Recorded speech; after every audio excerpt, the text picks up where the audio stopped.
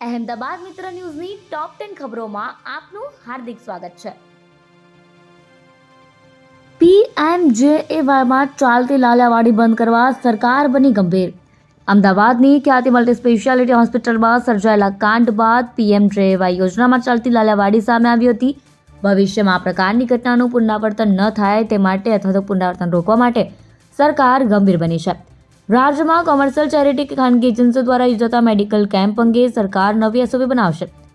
હવે જો કોઈ હોસ્પિટલ PMJAY યોજના અંતર્ગત મેડિકલ કેમ્પ કરશે તો તે ઓટોમેટિક સસ્પેન્ડ થઈ જશે. બીજી તરફ ખ્યાતિકાંડ સર્જાયાના 7 દિવસ બાદ પણ એક જ આરોપી ઝડપાયો હોય વસ્ત્રાપુર પોલીસ પાસેથી તપાસ આંચકી અમદાવાદ ક્રાઇમ બ્રાન્ચને સોંપી દેવાઈ છે. જે 4 આરોપીઓ ફરાર છે તેઓની સામે રેડ કોર્નર નોટિસ ઇસ્યુ કરવાની પોલીસે કાર્યવાહી હાથ ધરી છે. ગુજરાત બન્યું ક્રાઇમ હબ. બુટલેગરે મર્ડર કરતા લોકોએ પોલીસ સ્ટેશન ઘેર્યું. પીઆઈએ દારૂ નહીં વેચાય એવી બાંયધરી આપી ગણતરી મિનિટોમાં સસ્પેન્ડ. અમદાવાદના ન્યૂ ક્લોથ માર્કેટ આગળ મોડી રાત્રે કાગડાપીઠ પોલીસ સ્ટેશનથી દૂર કુખ્યાત બુટલેગર અને તેની ગેંગે 2 યુવકોને જાહેરમાં તલવાર તેમજ હથિયારના ઘા ઝીક્યા હતા, જેમાં એકનું મોત થયું હતું જ્યારે બીજો ગંભીર હાલતમાં છે. હુમલો થયા બાદ ઉશ્કેરાયેલા ટોળાએ 2 વ્હીલરને આગ ચાંપી કરી હતી. મોડી રાતે સર્જાયેલા હત્યાકાંડ બાદ કોઈ અનિચ્છનીય બનાવ નહીં બને તે માટે પોલીસે ચાંપતો બંદોબસ્ત ગોઠવ્યો હતો. આ મામલે તપાસ ચાલી રહી હતી ત્યારે કાગડાપીઠના પીઆઈ એસએ પટેલે બાંયધરી આપતો પત્ર લખ્યો કે હું રહીશ ત્યાં સુધી અહીંયા દારૂ વેચાશે નહીં, અને આ લેટર જેવો જ સામે આવ્યો કે તરત જ પીઆઈને સસ્પેન્ડ કરી દેવાયા.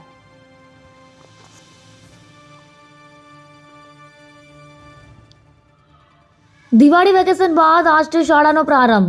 રાજ્યભરની સ્કૂલ અને કોલેજોમાં આજથી દિવાળી વેકેશન પૂર્ણ થતાં ફરીથી સ્કૂલ કોલેજ શરૂ થઈ છે. ગુજરાત બોર્ડમાં શૈક્ષણિક વર્ષ 2024-25 માટેનું એક સત્ર દિવાળી અગાઉ પૂર્ણ થયું હતું. આજથી બીજું સત્ર શરૂ થયું છે. વિદ્યાર્થીઓ ઉત્સાહ સાથે સ્કૂલમાં આવ્યા છે. મોટાભાગની સ્કૂલોમાં પ્રથમ સત્રની પરીક્ષાનું પરિણામ આપીને બીજા સત્રનો પ્રારંભ કરવામાં આવ્યો છે.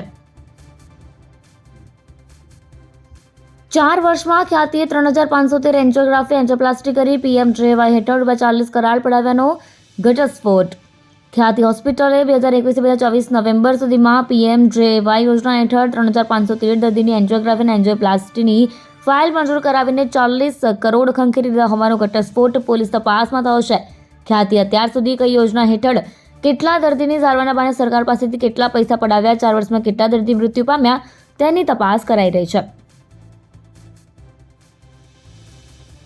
રાજ્યમાં ધીમે ધીમે લઘુત્તમ તાપમાનનો પારો ગગડ્યો. ઉત્તર પૂર્વના ઠંડા પવનો ગુજરાતીઓના હાડ થીજવી દેશે.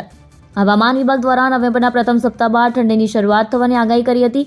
જોકે રાજ્યભરમાં દિવસે ને દિવસે લઘુત્તમ અને મહત્તમ તાપમાનમાં ઘટાડો થવાથી ધીમે ધીમે ઠંડીનો અહેસાસ થવા લાગ્યો છે.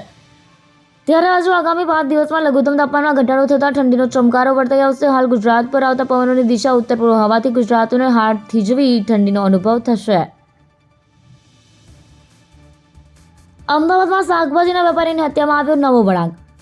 નહેરુનગરમાં 16 નવેમ્બરે રાત્રે શાકભાજીના વેપારીની ફાયરિંગ કરી જાહેરમાં હત્યા કરતા ચકચાર મચી હતી. આ ફાયરિંગની ઘટના નજીકમાં લાગેલા CCTVમાં કેદ થઈ હતી, જેમાં હુમલાખોર ઘટના સ્થળેથી ભાગતા નજરે પડ્યા હતા. જોકે આ પહેલા 14 ઓક્ટોબરે પણ વેપારી પર છરીથી હુમલો કરવામાં આવ્યો હતો, ત્યારે તેઓ બચી ગયા હતા, પણ શનિવારે બચી શક્યા નહીં. ત્યારે આ મામલે અમદાવાદ શહેર પોલીસ કમિશનર દ્વારા જણાવવામાં આવ્યું કે કાકાની હત્યા કરવા ભત્રીજાએ 25 લાખની સોપારી આપી હતી.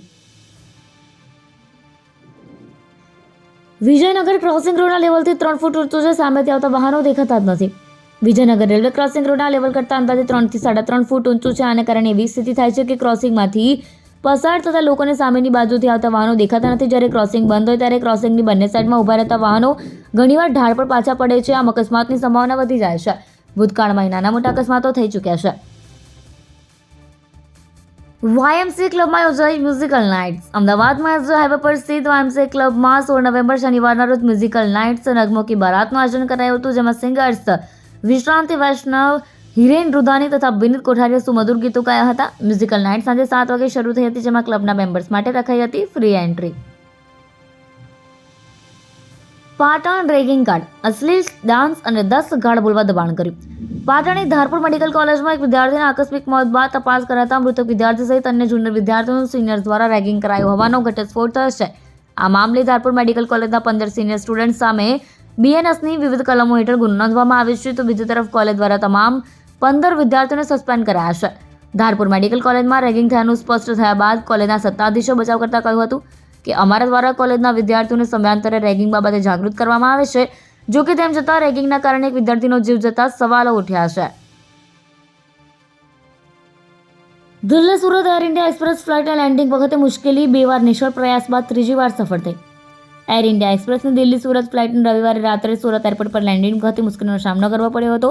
એર ઇન્ડિયા એક્સપ્રેસની ફ્લાઇટ દિલ્હી એરપોર્ટથી ઉપડ્યા બાદ રાત્રે સુરત એરપોર્ટ પહોંચી હતી. જોકે લેન્ડિંગના 2 નિષ્ફળ પ્રયાસો પછી ત્રીજા પ્રયાસે સુરત એરપોર્ટ પર ઉતરી હતી. 30 મિનિટ સુધી આ ફ્લાઇટ આકાશમાં ફરતી રહી હતી. અહેમદાબાદ મિત્ર ન્યૂઝની યુટ્યુબ ચેનલને સબસ્ક્રાઇબ કરો અને બેલ આઇકન જરૂરથી દબાવો, જેથી મહત્ત્વના સમાચાર આપના સુધી જલ્દીથી પહોંચે.